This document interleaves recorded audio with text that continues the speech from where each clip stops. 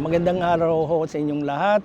Ako po si former Congressman Kuya Ted Montoro, taga Barangay Pinagbarilan, Baliwag, Bulacan. I was in Congress from 2016 to 2025 as a representative of Asenso, from 2016 to 2019, and from 2019 to 2025, I was a political affairs director in Congress.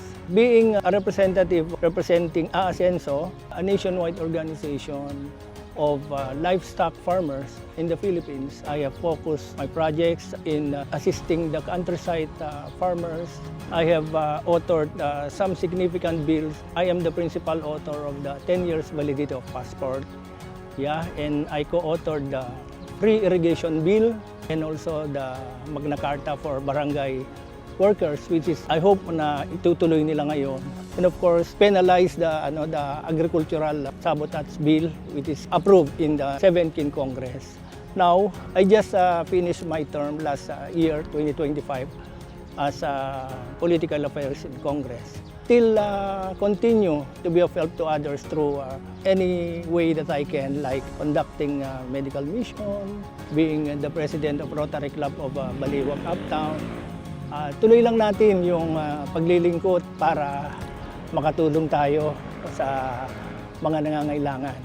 During my first term in Congress, ako po ay naparangalan na Outstanding Congressman of the Year ng Makati Business Club. Ito po ay birang malaking karangalan po at hindi ko po inaasahan.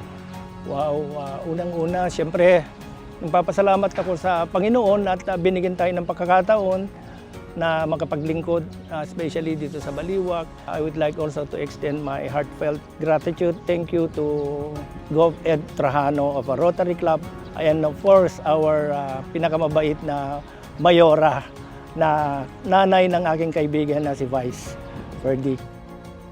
Award like this encourage me to work at pagbubutihin pa ang aking pagtulong kahit sa paanong pamamaraan.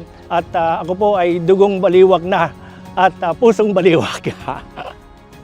Muli po, ako si former Congressman Kuya Ted Montoro, dangal ng Baliwag, proud Baliwagenyo.